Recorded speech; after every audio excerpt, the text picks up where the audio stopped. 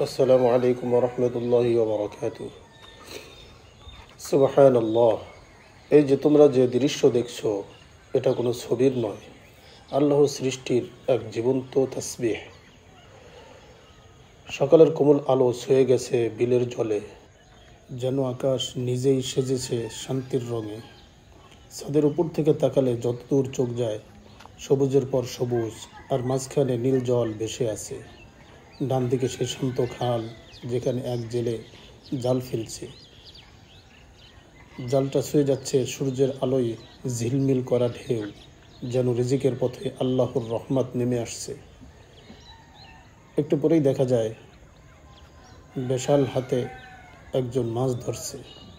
কত ধৈর্য, কত নীরবতা, তবুও চোখে তৃপ্তির ছাপ। মনে হয় এই প্রশান্তি নামই তো প্রকৃতি। চারদিকে শুধু জলের কলতান, বাতাসের মৃদু গুঞ্জন, আর দূরে ভেসে আসে পাখির ডাক। বিলের বুক জুড়ে সাদা বকগুলো নিঃশব্দে খাদ্য খুঁজছে। কখনো উড়ে যায়, কখনো থেমে দাঁড়ায়।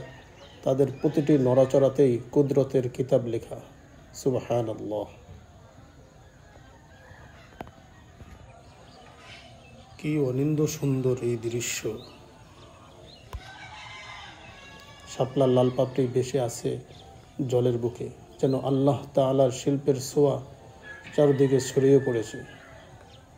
সবুজ ঘাস, নীল জল, আর বাতাসে ভেসে আসা স্নিগ্ধতা প্রতিটি শ্বাসে মনে করিয়ে দেয়, ফাবিআইয়ি আলাই রাব্বিকুমা তুকাজ্জিবান।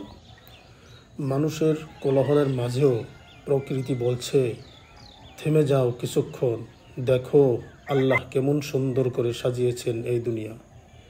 এই বিল, এই খাল, এই আকাশ, সবই আল্লাহর কুদরতের নিদর্শন।